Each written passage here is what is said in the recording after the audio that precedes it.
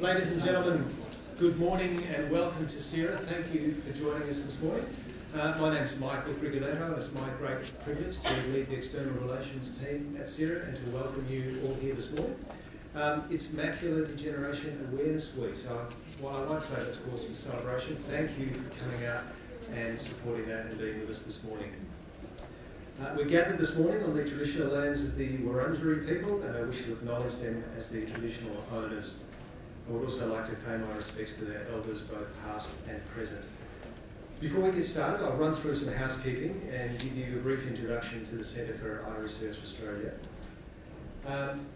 Now's a good time to turn off your mobile phones, and I will do the same thing to make sure it's done. The emergency exits are straight out the door to the right, and then there'll be another door to the right, and there'll be an assembly area out there, or you can just follow me because I'll probably be the first one out the door. The bathrooms are same door, about 20 metres down and to the right again. They're well marked, so just go through that door and you'll see the directions marked. On your chair, we have an event evaluation form. Please do take the time, it's only very short, to fill it out for us, because we do try and make these events as accessible and as useful as we can for you, so we always appreciate the feedback. There's also an event calendar there. We have a very full event schedule at CERA, culminating in the annual Gerard Crock lecture, which will be on the 22nd of November. Naturally, you will be getting invitations to these, but please keep an eye out for those. And if you don't happen to receive an invitation, please get in touch with us, because we want to make sure that we reach out to our community in that. So a few words on CERA. Many of you will know this, but for those that are new to CERA, CERA was established in 1996 and grew out of the University of Melbourne's Department of Ophthalmology. Over the last couple of decades, we've grown to become Australia's leading eye research institute, and we're recognised as being one of the top 4 in the world. We're truly a world-class centre of integrated vision, research, translation and innovation, where clinicians, patients, researchers and industry come together to develop treatments and technologies that will transform patient lives. Now, none of the work that we do would be possible without the tremendous generosity of our donors. Many of you in this room are donors. However you choose to support CERA, whether it's responding to our annual tax appeal or Christmas appeal or other appeals that come through, please keep an eye out for the tax appeal, that's out now. Or whether it's making provision for CERA in your wills, and bequest giving is something that we are seeing a lot more of at CERA. However you choose to support CERA, we'd like to thank you for that. If there are ways that we can acknowledge you better, take care of you better, give you more information about CERA, please don't hesitate to reach out. We have a lovely Maggie and Elaine and myself who are only too delighted to hear from our donors in our community about what we can do to take better care of you. And again, thank you. It's now my great pleasure to introduce Professor Robyn Guymer. So Robyn Guymer is a Professor of Ophthalmology at the University of Melbourne and Deputy Director of the Centre for Eye Research Australia. She's also a Senior Retinal Specialist at the Royal Victorian Eye and Ear Hospital. Robyn is a clinician scientist who leads a team of 20 researchers, you'll meet some today, primarily investigating age-related macular degeneration. She has investigated genetic and environmental risk factors for AMD, predictors of response to treatments for late-stage AMD, as well as being a principal investigator in many industry-sponsored trials. Professor Guymer is on several advisory boards, is the clinical program leader and on the scientific leadership team of Bionic Vision Australia, and is part of the MACTEL Consortium and Beckman AMD initiative in the United States. She's currently investigating new strategies for treating early-stage disease with a nanosecond laser, and is working to identify novel imaging and functional biomarkers to allow the efficacy of interventions to be determined. She is a member of the Macular Society and a founding fellow of the Australian Academy of Health and Medical Sciences. Professor Guymer was awarded the NHMRC's 2016 Elizabeth Blackburn Fellowship for the top-ranked female research fellowship in clinical medicine. Ladies and gentlemen, please welcome Professor Robyn Guymer.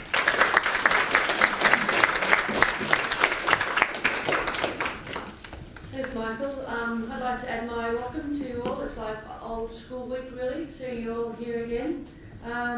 So this year we have 4 young researchers that work with me on a day-to-day basis to present to you. I thought I would mix it up a little bit today and hopefully give you some new information, recognising that many of you have come for many years.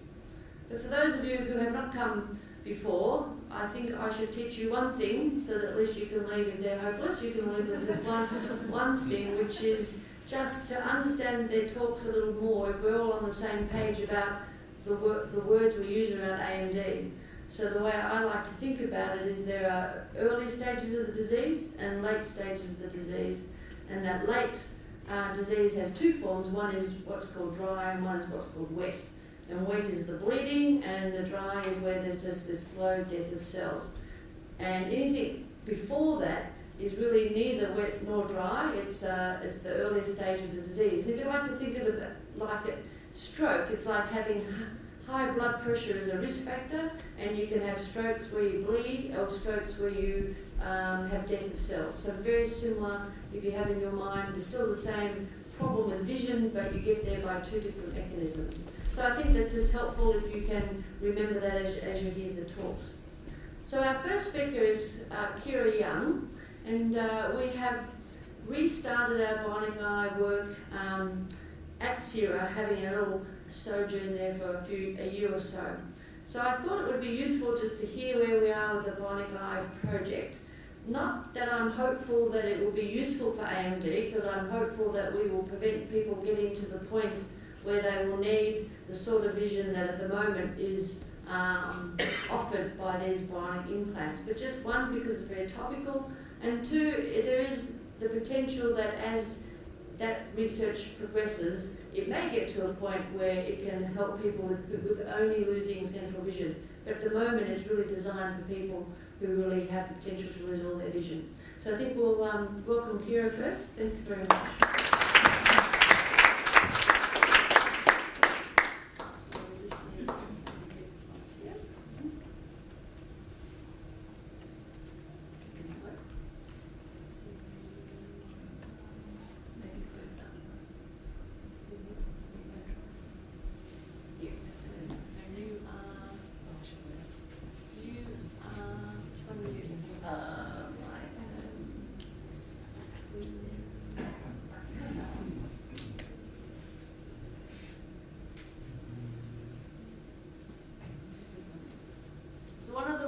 Of presenting is that you shouldn't have to rely on reading the slides, because we recognise that not everyone can.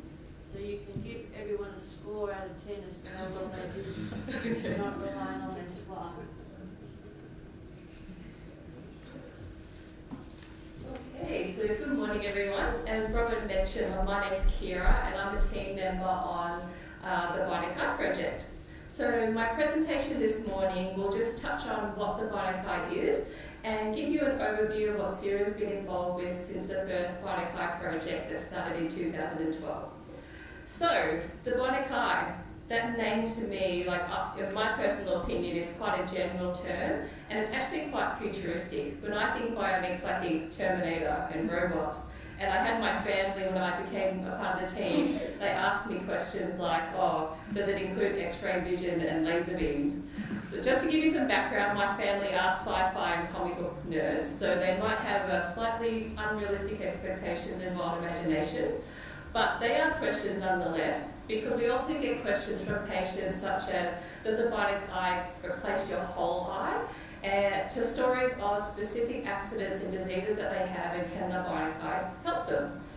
Well, I can tell you that we're not quite at the stage of X-ray vision, and we don't have ethical approval for lasers, but our researchers are working very hard to develop a device that will hopefully one day be commercialised and aid patients who have lost their sight. So the Bionic Eyes that are being developed are what we call a visual prosthesis. They use light or electrical energy to stimulate an area of the visual pathway that runs from the back of the brain right up to the eye. And the location of the Bionic Eye can vary between research groups and be implanted in several locations along this pathway. Today I'm just going to focus on the retina because that's where our Bionic Eye is implanted and where our research is focused. So I do have an image here of the layers of the back of the eyes. So if I can get you to imagine a 3-layered cake and turn it vertically so they're all standing upright. The first layer is the retina, and as most of you might know, this is the part of the eye that receives information about what we see and turns it from light information to electrical signals that the brain can interpret. The second layer is the choroid, and that provides nutrients to the retina. And the third layer is the white outside layer called the sclera. Now the bionic eye can be placed in one of these, amongst these 3 layers. The first area is the epiretinal region, and that just means in front or on top of the retina, so that first layer. The subretinal region, which is behind the retina, or the suprachoroidal space, which is the space behind the choroid, and that's where our bionic eye is implanted. So the aim of the bionic eye is placed in one of these 3 areas is to restore vision to people who have gone blind from retinal degenerative diseases. And at this stage, our research focuses on a condition called retinitis pigmentosa, or RP. So RP is a condition, and it's, a retinal disease, and it's quite devastating, where the photoreceptors within the retina die.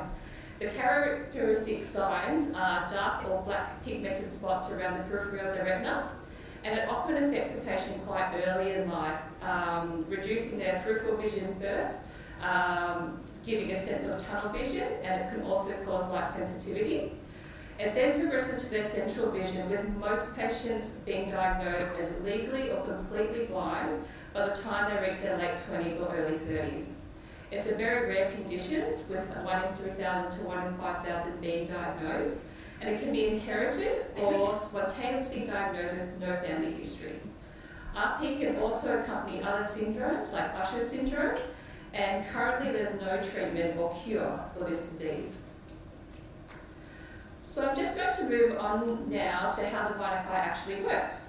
So as well as the implant in the retina, there are a few more components that all work together to process an image. You first have a little video camera that's placed on the side of a pair of glasses that the patient wears, and this camera captures the image that the patient is looking at. The data from the camera is sent to an external processing unit that the patient carries or wears, and then sends this information to a stimulator.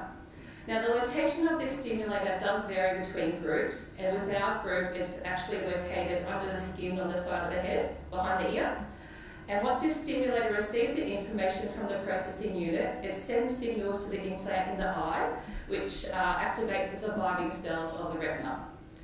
This retinal stimulation sends signals down the visual pathway to the back of the brain where the visual cortex is, which interprets the signals as phosphene vision.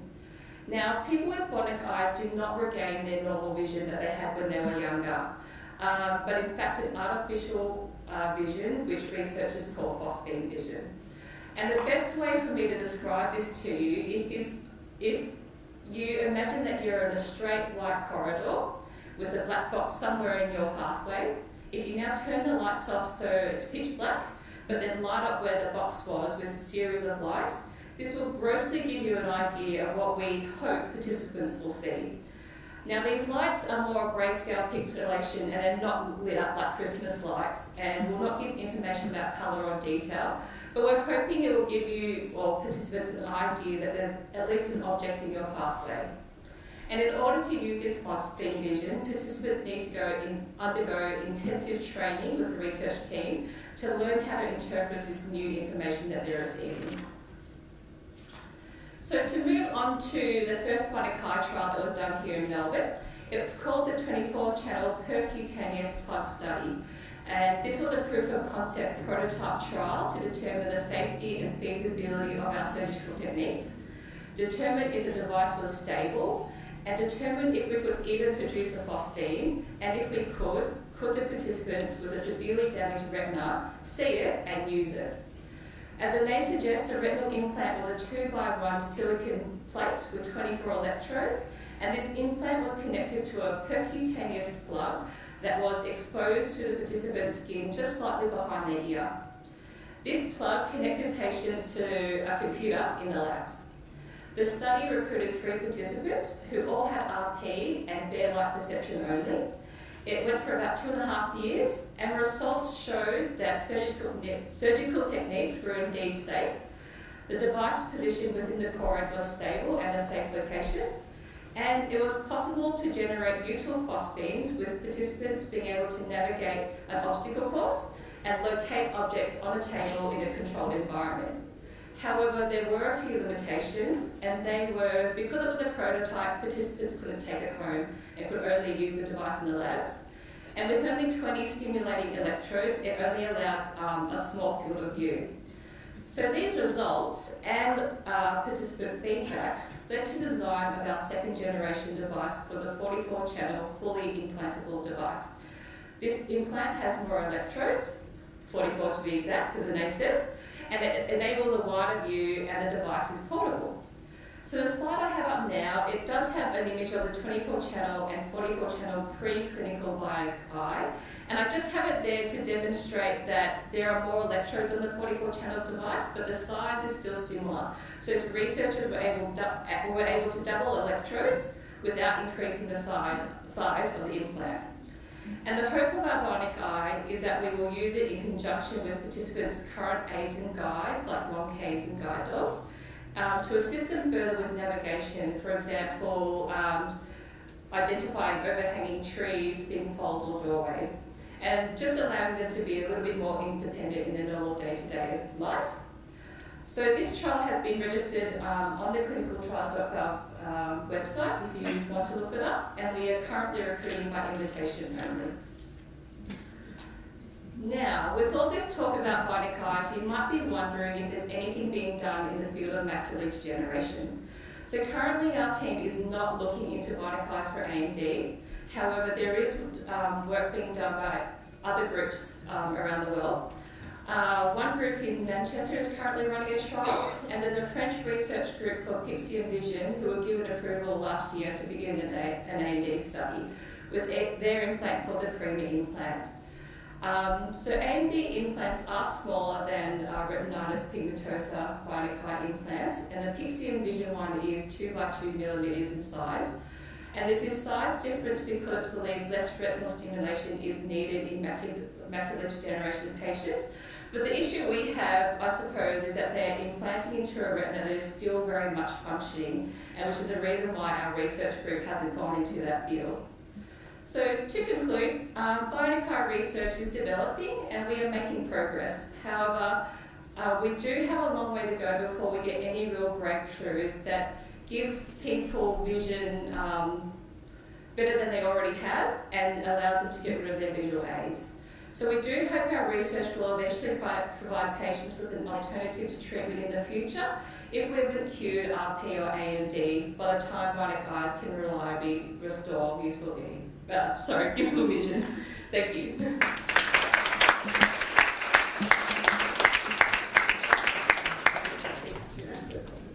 We'll have questions at the end for everybody.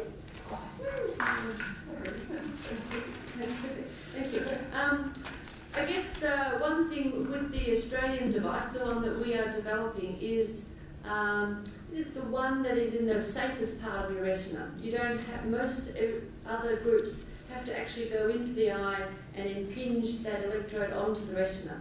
And you can imagine that there are many more complications, and particularly in people with AMD that have a very good retina apart from the very middle, it does seem a little, at this point, adventurous. Whereas at least our device is put very smoothly and easily in a little pocket behind the eye, and you don't have to go into the eye. So potentially down the track, ours would be a much more user-friendly, easier to implant, and many less side effects. So of any that you might want to put in someone with some residual vision, it would be the one that's designed like ours. And the reason why we had to do the first study was that we really had no idea whether it would work, because it's quite some distance from the cells that you need to stimulate.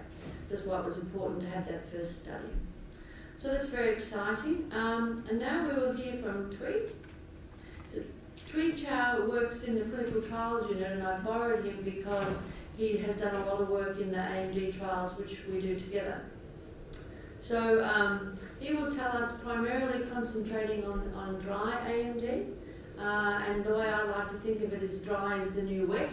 It's the place to be because wet has been enormously advanced in the past 10 years in the ability to treat the bleeding, but to date we have not got a treatment that will slow the progression. And may I just correct Michael, he said it's Macular Degeneration Week. We've actually been elevated to a month. So May is the Macular Month, which is in some recognition of how important not only age-related macular degeneration is, but we've got to remember diabetes also has great impact on the macula. So that's why we now have a month to highlight our disease. Thanks, Greg.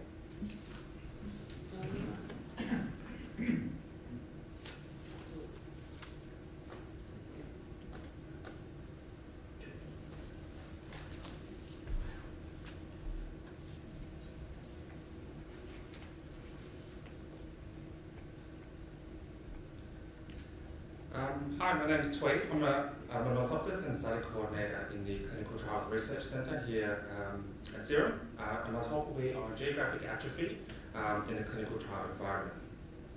So as many of you know, AMD is a progressive eye disease that has become the Western world's leading cause of irreversible blindness in people aged 50 years and older. And there are two forms of AMD. So the dry form, in which there's white or yellowish small deposits known as drusen that can deteriorate and degenerate over time. The other form is the wet, which is defined by the formation of new blood vessels at the macula. So AMD has variable rates of progression. These are usually classified in 3 different stages, early, intermediate, and advanced, where geographic atrophy, or GA, is known as the advanced form of dry AMD. So currently GA is defined by photography of the back of the eye, and is characterized by the development and gradual enlargement of one or more atrophic patches that involve the retinal pigment epithelium. So in simple terms, there are islands of dead retinal cells that gradually expand and can slowly join up in the middle part of your vision, making it difficult to read, drive, or recognize faces. The disease process of GA is still being understood, still being studied, and according to the age-related eye disease studies, the most common sequence of events leading to GA is the progression of large drusen and retinal changes, ultimately leading to retinal cell death and development of the patchy areas or the holes in the retina and the underlying layers. So usually GA first develops near the fovea, which is the macular center, and the fovea is responsible for sharp central vision, requiring activities of high demand, like reading or driving. So in the early stages of the disease, the central part is spared, so patients with GA may have good central vision. So even though one might be able to read quite low on the vision charts when getting tested, the person may not be able to see or read because it doesn't necessarily fit into that central spared island of vision. So the progression of GA will occur gradually over time, sparing the macular center until later in the course of the disease. And once progressed into the central part, vision can decline quite quickly. So eyes with larger areas of atrophy, or those patchy areas, tend to have a larger growth rate. So as the lesions get bigger, the enlargement rate also increases.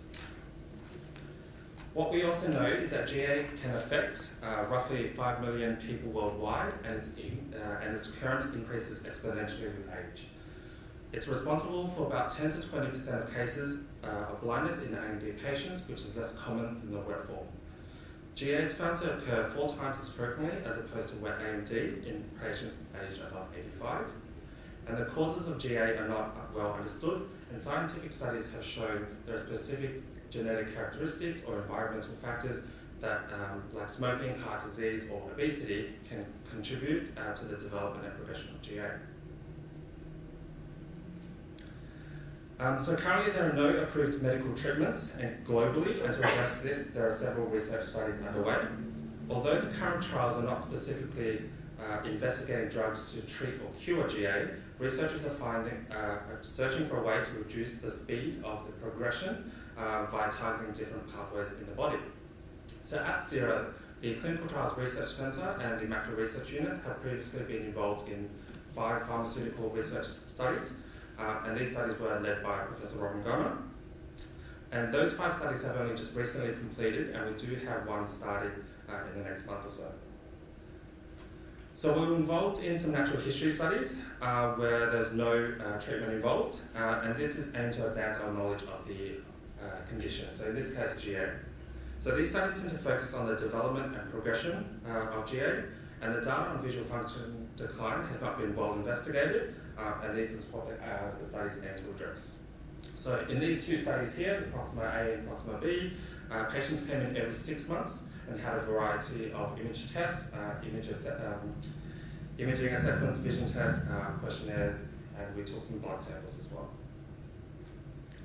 We were also involved in some interventional trials, which will involve some form of treatment and can look at current or new medicines or ways to administer that medication for a particular condition. So all of the trials are structured to be randomized or allocated at random, involving the study medication or placebo, so meaning nothing at all. So this is important to ensure there's a good comparison between the option and a way to understand if the medication being tested actually works. So the Beacon trial is a bromododyne medication which is commonly used in glaucoma patients as an eye drop, but in this study it was administered as a slow-releasing implant injected into the eye where it releases the medication over a 3 to 4 month period. So patients were receiving the medication every 3 months for about 2 years. So the medication looked at protecting the neurons in the retina involved in the progression of GA to prevent cell death. And this study only recently completed, and the pharmaceutical company plans to further look at this mode of treatment and produce another study sometime in the future. Both the lampalizumab and the Philly studies looked at a different pathway to delay the progression of GA using a molecule or a drug that targets a particular enzyme in the eye. These studies involved injections into the eye every 4 to 8 weeks. So the lampalizumab studies results weren't too positive, and the outcome was not what the sponsors had aimed for, so that study came to a close earlier this year. The Philly study had quite positive results and showed a reduction in the rate of GA lesion growth, GA lesion growth compared to the placebo treatment. So what it showed a 29% reduction in growth compared to the placebo arm if injected every 4 weeks, and a 20% reduction if injected every 8 weeks. So due to these great results, another study with the same drug will commence later this year to further investigate the effectiveness of the drug. The other study that we do have starting up very soon is the one by Ionis Pharmaceuticals, and similar to the last 2 studies, and it also targets the same enzymes but found in the liver. So this will reduce the levels of the enzyme in the body, which will in turn help slow down progression. So rather than injections into the eye, it's injected into the abdomen, so the stomach or the thighs, every 2 weeks of the study drug or the real thing. So as part of clinical trials, there are several imaging modalities we perform to determine size and location of the lesion. These are just some images of what GA can look like on various equipment. The most common method we use is autofluorescence imaging, and it's a great diagnostic indicator and a tool for measuring disease progression. So as you can see, any dark areas are the dead retinal cells, and the surrounding white areas are indicating the unhealthy cells. In clinical trials, the size and location are very important and may be a limiting factor whether one can participate or not. We use this tool of imaging to measure exactly how much GA you have, and all these images get sent off to a grading centre for further analysis. So lesions that are too small or too big may stop you from coming into a trial. So if you are interested in participating in a clinical trial or being included in our database of patients, you can register your details on our website, or alternatively, and preferred, is you can get your optometrist or eye specialist to write a letter of referral straight to Professor Robyn Guymer. So as mentioned, we do have a few clinical trials starting soon, and we hope to have a few more starting in the next year or so to further investigate treatment for GA. Thank you.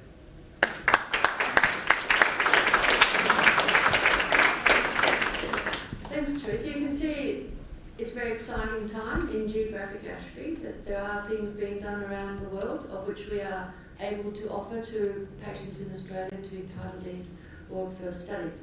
So as Tui finished with, we need to find these patients somewhere for these trials, And so what normally happens is we will collect them either from our group of clinicians' rooms, or we will send out a flyer to optometrists and ophthalmologists. But if you could be proactive and ask your own clinicians, what do you have and could you send some pictures in, then you can quite clearly see that we, rather than drag you in and spend the day and work out you've not got what we need for a particular trial, we'll be able to do that like on a database. And so one of the aims going forward is to grow a database or a registry so that we can very quickly find people that would be suitable, because one of the things that costs a lot of money in trials is the time it takes to find people to put them in. So that's all very encouraging in terms of what the outlook is in the next few years for the dry form of AMD. So I now would like to introduce Callum Narita. He is with us for a year. He's a part of his medical training is that he gets to spend a year with us, and we can coerce him into doing ophthalmology if he's any good. I'm still working that one out. But he's going to tell us about a very exciting new tool which actually starts to blur the lines between our current understanding of what is dry and what is wet. So Callum, would you like to come and tell us what you do?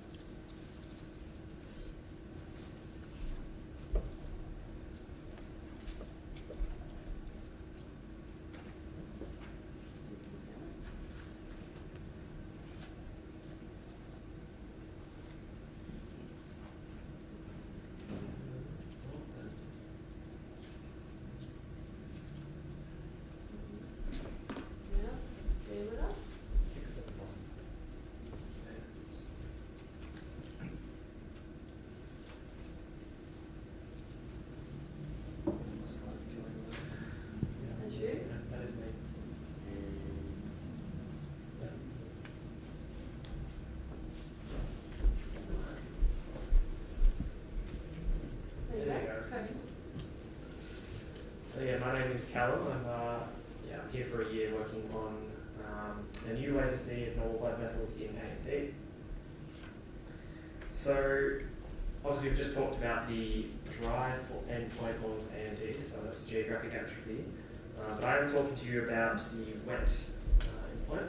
So this is also known as the neovascular or new blood vessel form of the condition. So in this, the new blood vessels, I'm sure some of you understand this, but new blood vessels grow into the retina, and these can cause either bleeding or leaking of fluid. And so as you can see on the left-hand side, there is this sort of large bleed, and this can cause problems with your vision, either blurring or distortion of your vision. So this is unique in that it is the major treatable form of AMD, so you get regular injections into your eye, and the medications either shrink the vessels and make them more stable and stop them from leaking and bleeding. So just to further on this treatment, so we now understand that the best predictor of your outcome at the end of all your treatment is your vision at the start of treatment. So for people who have perfect vision at the start of it, when they are first diagnosed with new blood vessels at the back of the eye, they have better visual outcomes than people who start off with the worst vision or with severe visual impairment. So as you can see on the graph, people at the top with 6/6 or 20/20 vision have much better visual outcomes after 2 years. And this is important because it means we want to detect people with the new blood vessels as early as possible. So the way we normally detect people with new blood vessels at the moment is using optical coherence tomography, or OCT. This is the scan you'll get in your ophthalmology clinics. So this gives you a cross-sectional view of the eye, and what we can see is the fluid that is leaking from the leaky blood vessels. So these appear as these black areas in the retina. So the problem with OCT is that we can't actually see the blood vessels directly. All we can see is the fluid that's leaking out of them. So we can only really pick it up once they've started to cause problems. Now, one of the alternative ways of seeing blood vessels in the back of the eye is to use dye angiography.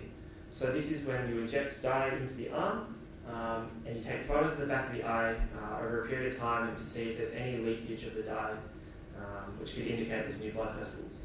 So this is really effective at seeing these, but unfortunately it does require injecting of dye into the arm. And we don't really like to give dye to everybody because there are potential consequences and risks that can occur. So really we were interested in a way to see these blood vessels without intervening. And so this is where the area of interest that this new device gives is that it's a non-invasive way of viewing the vessels at the back of the eye. Non-invasive meaning there's no need for any dye. It's just like a regular OCT, except you can see the blood flow in the back of the eye. And so it does this by layering a whole lot of scans on top of each other and tracking the movement of red blood cells. And that can actually give you a view, like this on the screen, of the major blood vessels, but all the layers of the retina. And so this is really important. As Kiera was saying, there's layers that we're particularly interested in at the back of the eye. And we can actually look at specific ones, and this is unique to OCT angiography. And the thing that we've discovered using this new imaging modality is that people have these new blood vessel networks before they cause symptoms. So they're actually sitting there, whether or not they're doing good or not, we're not sure, but they are sitting there without causing problems, and then they eventually will leak fluid or bleed and cause problems. So we can detect this in people who haven't had symptoms yet, but who have intermediate or early stages of AMD. So one of the disadvantages with OCT angiography, however, is it can't see leak directly, so it does need to work in conjunction with one of the other two methodologies. So I'll just elaborate a little bit about this normal detection process. So normally somebody will complain of symptoms first, or complain of poor vision or distorted vision, which will prompt them to visit their ophthalmologist, who will do one of these OCT or dye angiographies. Then they decide to treat fluid. And there's this sort of delay in the middle where there's a time between the first onset of symptoms and the diagnosis and treatment. So this OCTA hopes to break the cycle by knowing who's at higher risk of developing problems in the future, or wet AMD in the future, so that when they do develop symptoms, we can jump in as early as possible to commence treatment and eliminate the delay. So in terms of its uses, so we are interested in two particular areas. So number one is clinical, and that's probably most interesting to you as an audience. So that's the ability to see these new vessels and to identify the high-risk patients. But in terms of research, there's a few areas which we're particularly interested in. So we really want to learn about the vascular changes associated with macular degeneration, either in its dry or wet form. So a few areas which we'll be looking into in the near future. So we are looking for any changes that can predict either the dry or wet form, so neovascular AMD, so any changes before these new blood vessels occur. But especially with the dry AMD, we believe that there is a vascular cause of dry AMD. We also want to know if these new vessels that are sitting there that aren't causing any problems, are they okay to sit there? Are they being protective of the eye? Are they protecting against dry AMD? And we also will want to use this for identifying patients for future clinical trials. So just a little bit about our OCTA that we have. So we have a new device that allows for even higher resolution and higher, faster scanning. And we are part of an international research collaboration. So that helps to gather a whole lot of information across the globe about the disease and hopefully rapidly develop an understanding of AMD. Excellent.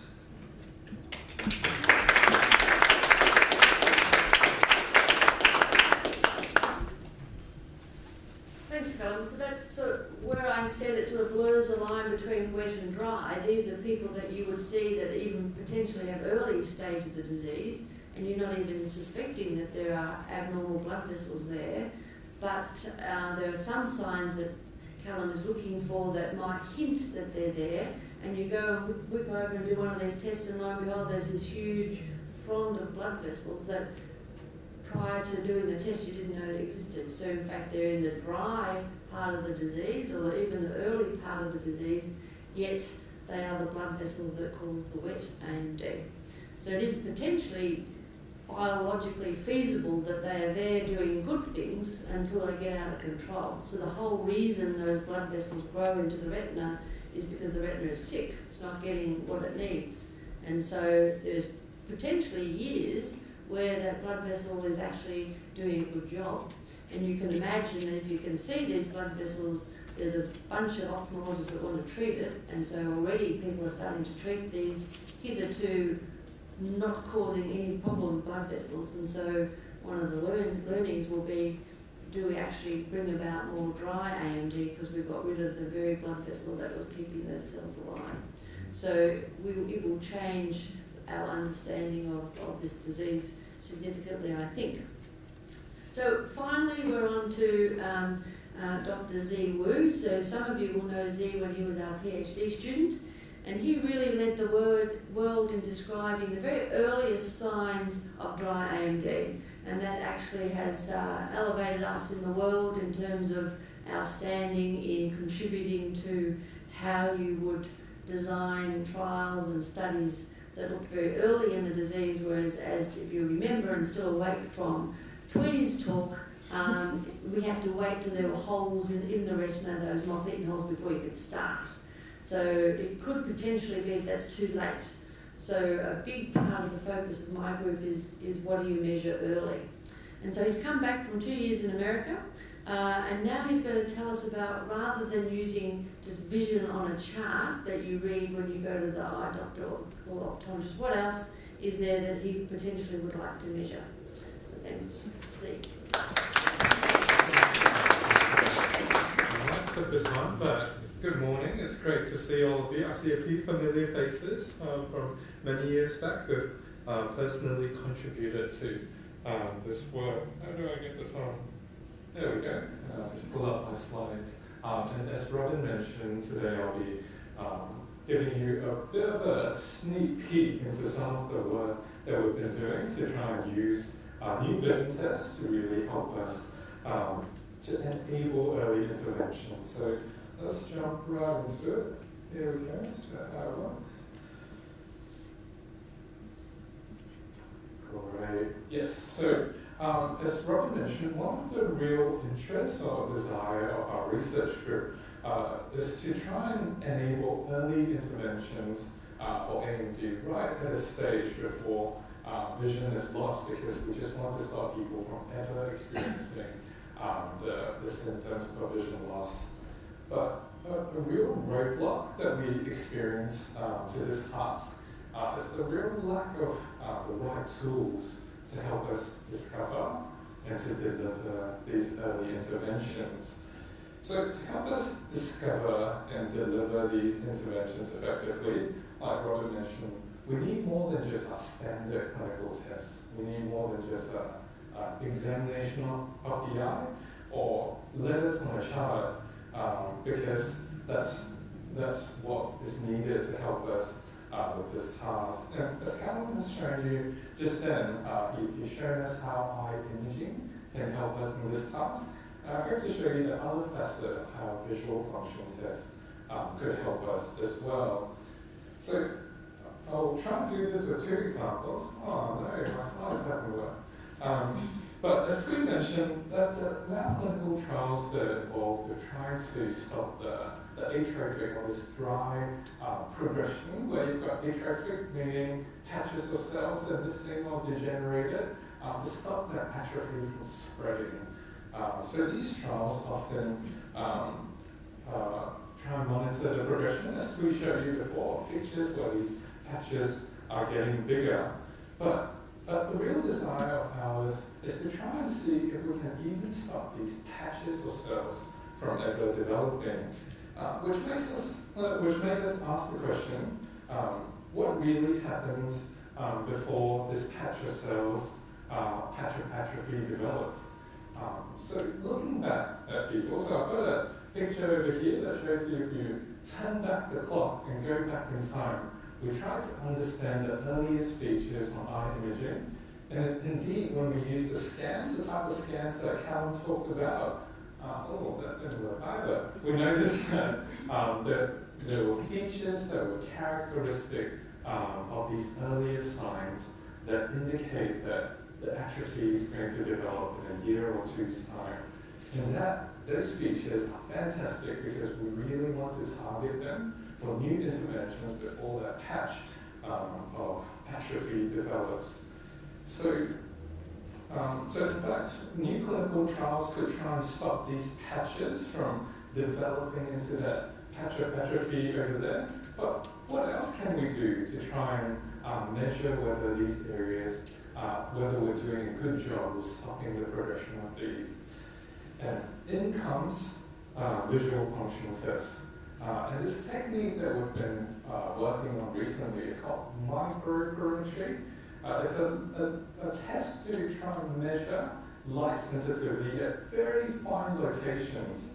The picture that you see up there sort of measures light sensitivity over about a 3 millimeter region of the eye, and each of these spots are maybe about the thickness of your hair, if you've got thick black hair like me. It might be a bit hard to see, but as we measure the light sensitivity, we get values of how well someone can detect light throughout the macular region. And green over there just means relatively normal, and red means that it's decreased. And these abnormalities that we detect are often, they can be present before someone even notices the vision change at all. So this is why we really have a powerful tool through this microperimetry technique to help us monitor the changes in these areas of atrophy.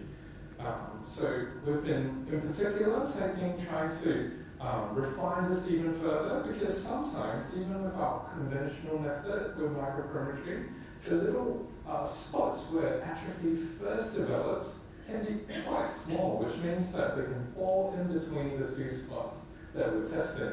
So we're taking a targeted approach where you take all the areas that you want to test and hone in on the area of atrophy so that we can monitor it accurately and precisely over time. So here's another example where the patch of atrophy falls in between and in with a targeted testing based approach. So hopefully that gives you a glimpse of how this new vision function test can help us in this task to aid new interventions in their development. Let's move on to the other WET, or the neovascular complication. Neo meaning new, vascular or vessels, or new vessels, as Callum explained, could leak and result in blood and reduced vision inside the eyes. So this complication, as Callum mentioned, there is currently a treatment for it, and as he explained to, the best outcomes for the long term are achieved when you start the interventions as early as you can. But often, in order to detect these complications and the development, which has to be quite acute, out of the blue and sudden, your optometrist or your ophthalmologist might give you this little chart called an Amsler grid. It's basically a square with straight lines. And he or she might ask you to put it on the fridge and to check it one eye at a time on every Sunday to try and monitor the visual changes that occur. But we've learned more recently that even with this chart, there are these earlier signs indicating the development of these new blood vessels that can occur that does not manifest itself when you look at the chart. You will not have any vision loss and no symptoms, yet these earlier signs of new vessel growth can be present, which made us realize, well, there's this unique window of opportunity where we could try and come up with a test that could detect these new vessels so that we can get you in to get the interventions as early as possible. And these are sort of some scans that show us these earlier signs that have occurred, but not yet associated with visual changes. So we wondered, what is something that we can develop and get people to do regularly so we can pick it up as early as we can? And in comes iPhones, iPads, and all this new technology. Smartphones, tablet devices have become ubiquitous in our generation and in our society. Lots of people have access to them. And they're great little things. They're like little computers that can deliver vision tests that can be quite precise and accurate. And we've been interested in trying to find the best sort of vision tests that we can provide people on these platforms so that you can do them at home to detect these earliest signs. And one of the tests that we're looking into at the moment is based on this very interesting phenomenon. So, if you've got the earliest signs of these new leaky vessels in the back of your eyes, and if you stare right at a straight line, that straight line, if presented very briefly, will appear somewhat distorted. Now, if you move on to present a dotted line that increasingly gets spaced further and further apart, that level of distortion disappears. And this is a powerful way that can help us try and quantify or identify the level of distortion, which can provide us with an accurate way of picking up these earliest signs of these leaky blood vessels. So that's something that we're currently implementing and testing out on an iPad and compare with other tests that we've developed to try and see how well it works. So hopefully that gives you another glimpse of how a vision test can help us find people with these earliest signs, to bring them in so that early interventions can be delivered. And that's it. Thank you.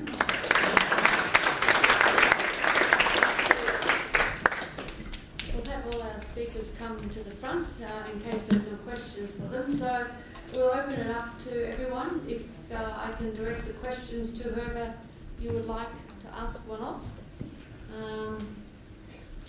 Otherwise, we can break early and go home.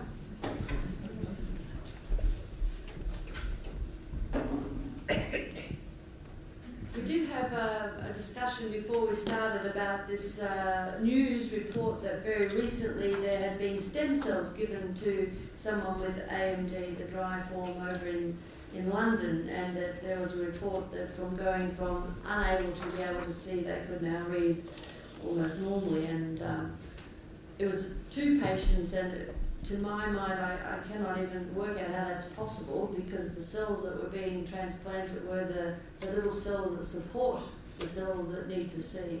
They didn't transplant the cells, the photoreceptors. So I'm at a loss to explain that result. So I would just await further proper studies to see whether or not it's possible to regain vision. The aim of the stem cells is to try and again slow down the progression by giving cells that might be fitter, not so sick.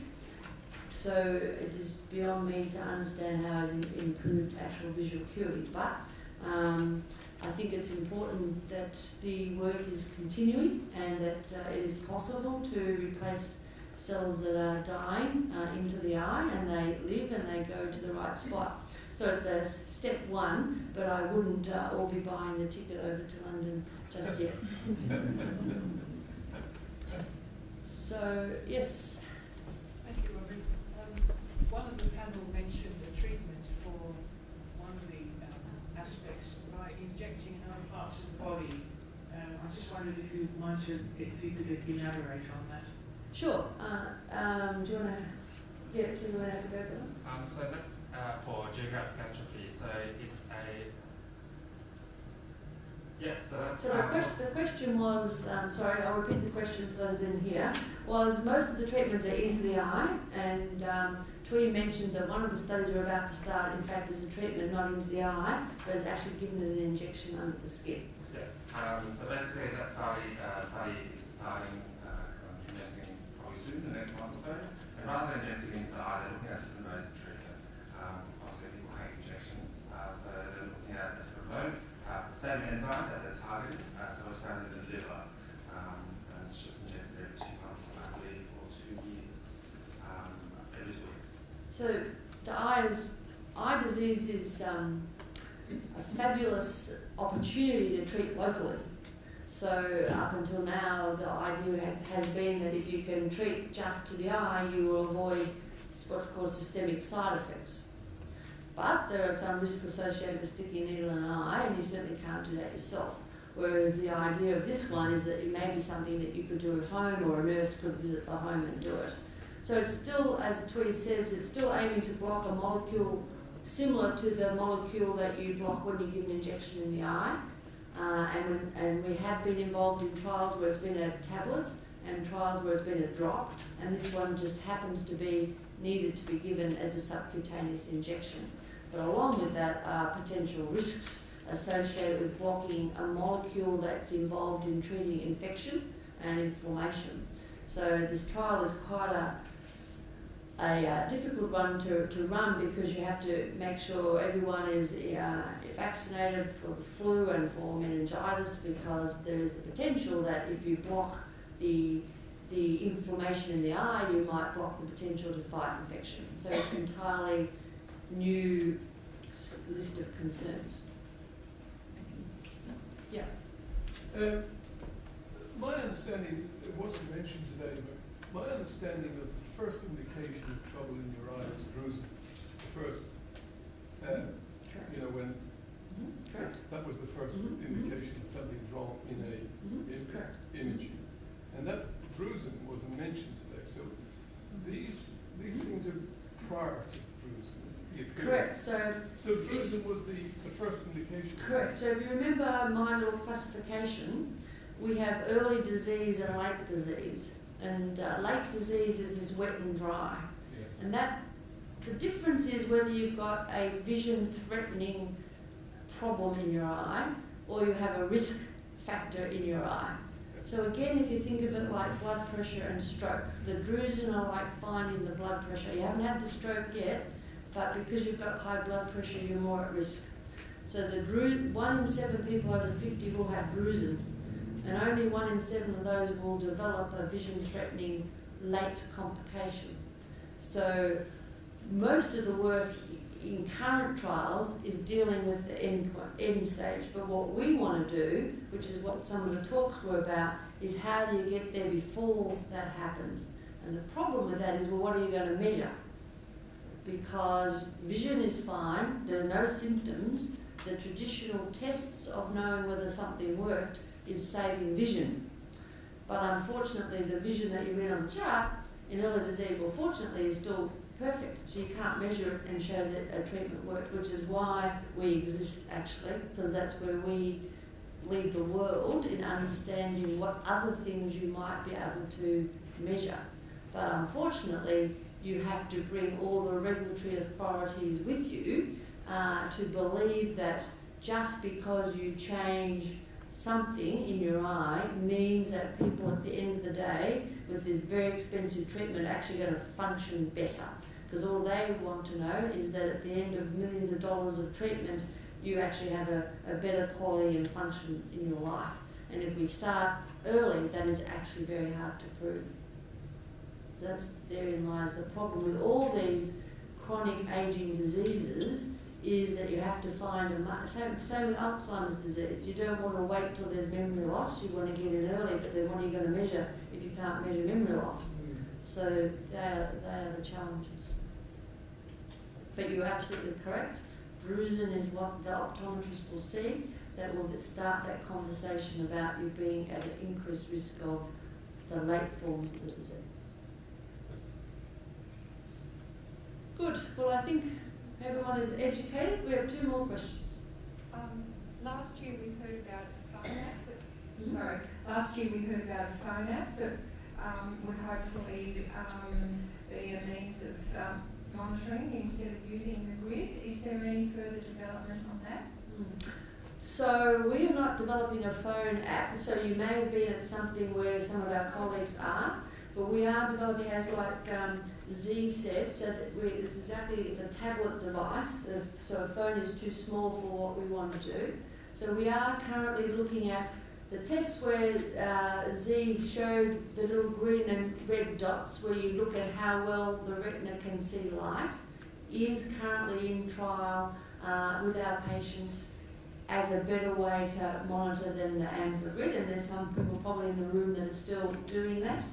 But since Z has come back, he's come up with some other ideas. Rather than measure how well the retinal cells can see light, he wants to look at slight distortion in the line. So they're all part of the same project of how you deliver something in the home to measure.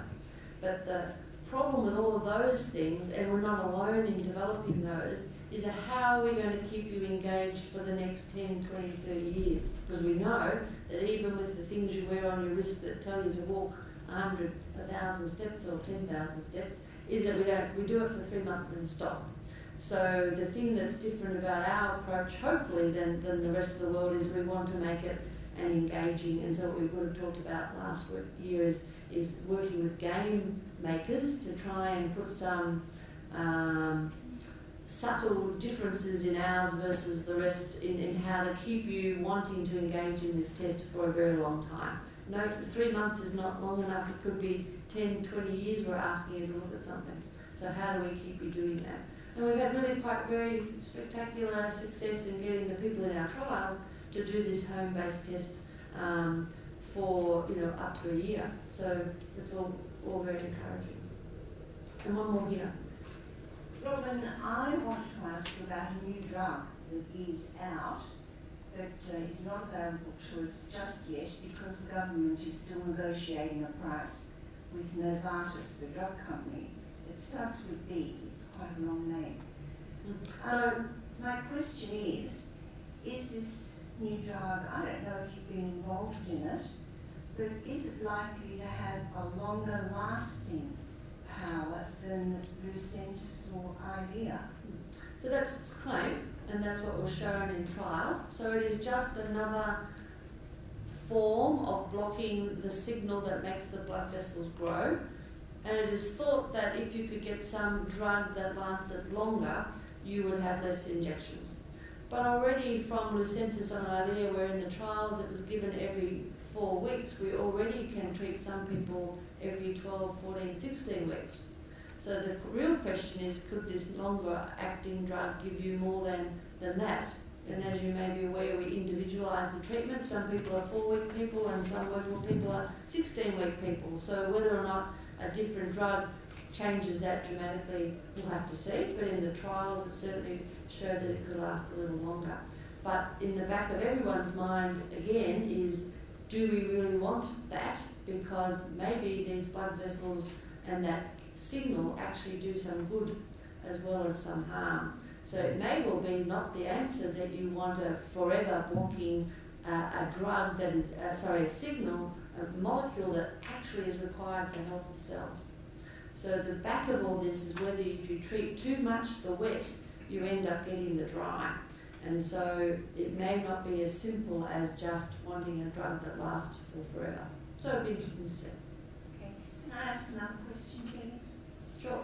This is totally to left the field, I don't know, but I do want to ask you, has there been any discussion at all about a macular transplant?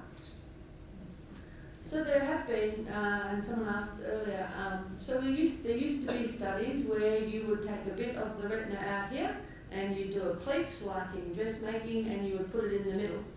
And there's 2 problems with that. One is that the macula is the only part of the retina that's designed for fine vision. So even if you could do that, the bit of retina out here is not wired. It's like the country Telstra service rather than the city Telstra service. It doesn't, even if you've got it in there, it doesn't have enough connections to see as well as your macula. But you could argue it would be better than nothing. But the complications involved in taking the retina off and swinging it around and putting a pleat in it were so bad that all those trials never went anywhere. And so you've got to remember that in macular degeneration, the vast majority of your retina is perfect. If now with these wide field retinal cameras, you can see way out here, and the whole retina is perfect except for this middle bit. So you don't want really to engage in a procedure that risks all that rest of that vision. So no one's thinking to take a bit of this tissue and put it here, like a skin transplant, you would have to connect up all the neurons. You'd have to do the whole, telephone connecting the wires back again. And so that's not the approach. The approach is really to give back the layers of cells that are at fault. Because in AMD, the top 8 layers are perfect. It's the bottom 2 that are at risk. And so that's where you hear about these stem cells. But there's 2 layers of cells that are missing, one of the photoreceptors and one of these supporting cells. And you can't give back photoreceptors because, again, it's like how do you connect them all up to the telephone exchange. So they're working on the supporting cells, which is thought to be the key cell that's deteriorating this disease. So that most work is on how you keep that alive for longer. So it's why the Bionic Eye is interesting, because it really is one of the very few things that can give back vision that's lost. Most of us are trying to stop you losing it in the first place. So we don't really have too many good ideas of how you get the vision back, and the Bionic Eye is literally one of the few that I can think of. But we're only at the moment of giving back little spots of light, and in AMD your vision is so much better than that at this stage. It is hard to imagine getting very soon to a point where the vision that can be offered from a bionic device is better than what you're still currently left with, even at the end of a macular degeneration, the end stage of the disease. So I think on that we'll finish because we're over our time. And thank you very much for coming, and we'll see you in Macular Month next year.